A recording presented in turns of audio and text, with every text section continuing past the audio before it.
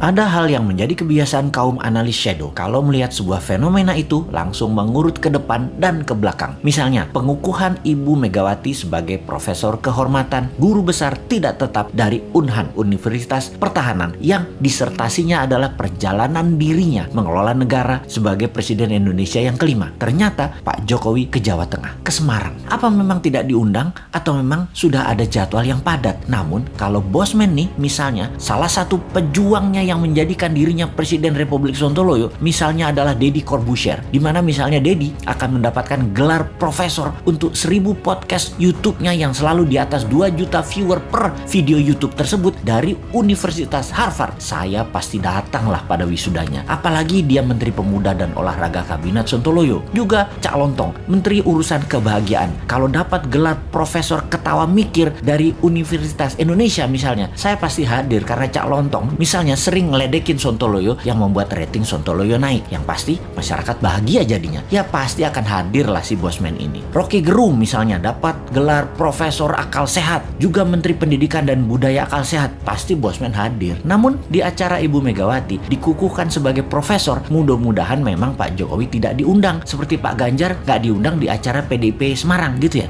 Tapi sekali lagi, kok Pak Jokowi ke Semarang ya? Ke Ganjar ya? Kenapa ya? Gak ke Saudi sekalian urusin supaya Indonesia bisa berhaji misalnya.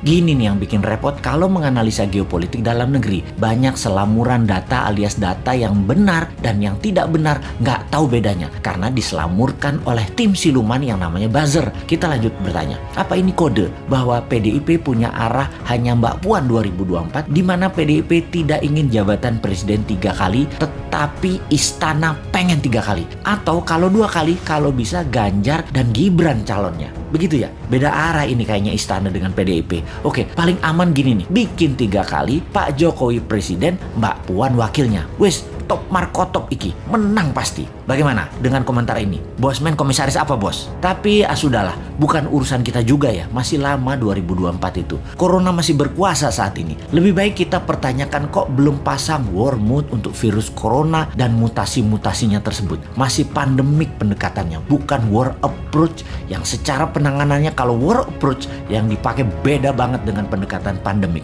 Mudah-mudahan paham dengan apa beda war approach dan pandemic approach.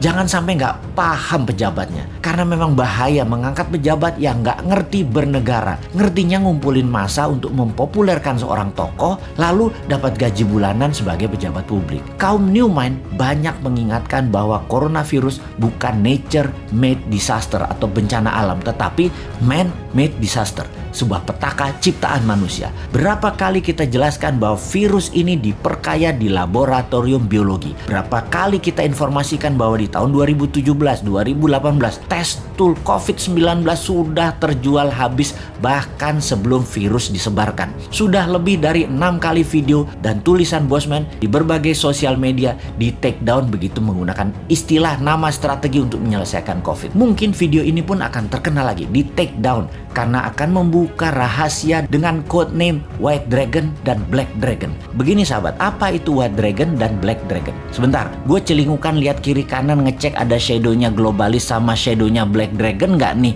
di WC jongkok gue yang lagi mengupdate status.